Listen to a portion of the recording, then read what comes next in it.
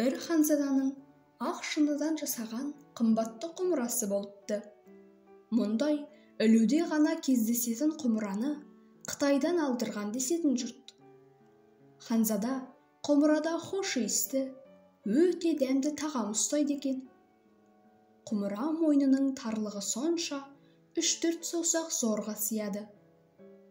Ханзада анда-санда ғана құмыраға саусағын сұғып, әлгі тағамнан алып жеп жүріпті.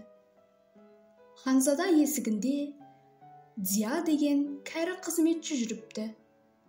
Ол ханзаданың бала кезінен бері осы есікте келе жатқанын көрінеді. Дзия әбден қаусап, қартайып, ақылынан да адаса бастаған екен. Бір күні ханзада құмырадан бірдеңе алып, таңдайын қаға тамсанып жеп жатқанын Дзияның көзі шалып қалады.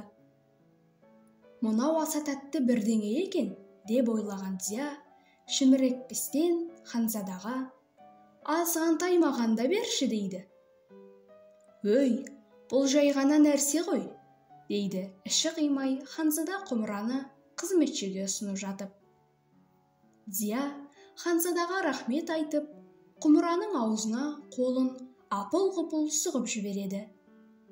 Сонан соң қайта суырып алайын десең, қолы құмыраның аузына кептеліп қалып, қайта шықпай қояды. Құмыраға не болғанын белгісіз, әйтеуір қолды әбден обып алып, тыпыр еткізбейді. Соры қайнаған қызметші қалай безілдесе де, ештеңе де істей алмайды.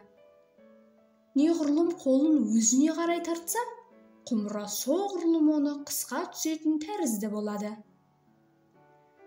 Ханзаданың зәресі ұшып, дереу көмекке басқа қызметшілерін шақырады. Қызметшілер құмыраға жармаса түсіп, жабыла жұлқылай бастайды. «Қолым ойбай, қолым!» деп шыңғырып жібереді қызметші. Оның бажылдағанына қарамай, басқа қызметшілер құмырады одан да қатты жұлқылай түседі.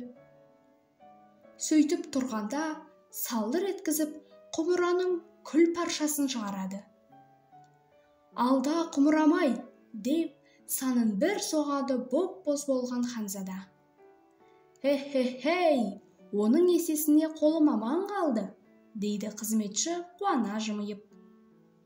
Тұрғандар қараса, толы бір уыс тағамды қызметші мықтап уыстап алған екен. Сондықтан қолы құмыраның аузына кептеліп қалыпты.